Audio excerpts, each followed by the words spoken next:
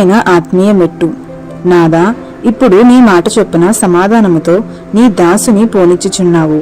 లూకా 2:29. ఇది సుమియోను అను ఒక వృద్ధిని మాటలు. యేసుని గూర్చిన ప్రత్యక్షతను బట్టి సుమియోను ఆత్మవశుడైనట్లు మనం ఇక్కడ చూస్తున్నాము. ఒక చిన్న శిశువులో అంత ఆశ్చర్యకరమైనది ఏమి ఉంటుంది? నిజం చెప్పాలంటే కొంతమంది శిశువులు ఒకే రకంగా ఉంటారు.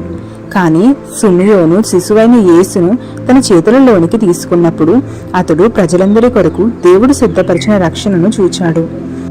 శిలువ మరణము పునరుద్ధానము వరకు ఆయన బ్రతికి ఉన్నాడని చెప్పలేను. 30 సంవత్సరముల తర్వాత యేసు సేవ ప్రారంభించినప్పుడు అతడు ఇంకనూ బ్రతికి ఉన్నాడని నేను నమ్ముటలేదు. యేసును బాల్యంలో చూచినప్పుడు అతనికి ఇవ్వబడిన ప్రత్యక్షత అనున్నది అసంపూర్ణమైనది అని మనము ఆలోచిస్తాము. దేవుడిచ్చిన ప్రత్యక్షత తప్ప సుమియోనుకు మరే ఇతర ఆధారము లేదు. అది అత్యున్నతమైన ఆత్మీయ మెట్టు. అతడు ఎవరిని సంప్రదించవలసిన అవసరము లేదు. కానీ దేవుడే అతనికి యేసును ప్రత్యక్షపరిచినాడు. ఆ ప్రత్యక్షత చాలును. యెరూషలేములో ఉండి ఈ మనుషుడు ఏమి చేస్తున్నాడు? ఈ ప్రత్యక్షత నెరవేర్పు కొరకు కనిపెడుతూ ఉండినాడు. తన వృద్ధాపంలో అతనికి ఇవ్వబడిన ముఖ్యమైన పని అది. దేవుని యొక్క ఆ గొప్ప రక్షణను చూడాలని అతడు కనిపెట్టి ఉన్నాడు. నీవు దేని కొరకు కనిపెట్టుచున్నావు? దేనిని తిందుమా, దేనిని ధరించుదుమా అని కొంతమంది చాలా సమయాన్ని గడుపుతుంటారు.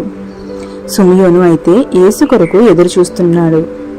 యేసును చూచిన వెంటనే ఆయన, నాదా, ఇప్పుడు వెడిలేకపోవుటకు సిద్ధముగా ఉన్నాను.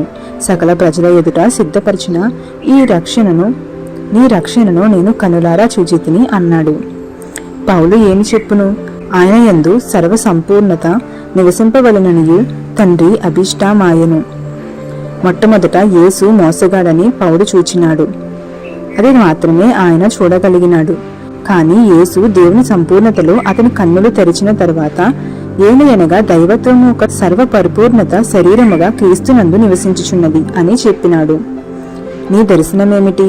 దేని కొరకైతే దేవుడు నిన్ను సిద్ధపరిచినాడో ఆ యేసులో దేవుని పరిపూర్ణతను నీవు చూచుచున్నావా? యేసులో నీవు ఎంత పరిపూర్ణముగా ఉన్నావు? నీ జీవితమును ఎంతవరకు యేసుతో నింపుకున్నావు? ఎంతవరకు ఈ లోకముతో నింపుకున్నావు? యేసు కొరకు ఉన్న ఆకలిని ఎన్నడూ పోగొట్టుకొనకూడదు. యేసులో ఉన్న ఆ పరిపూర్ణత వైపు మనము చూస్తున్నామా?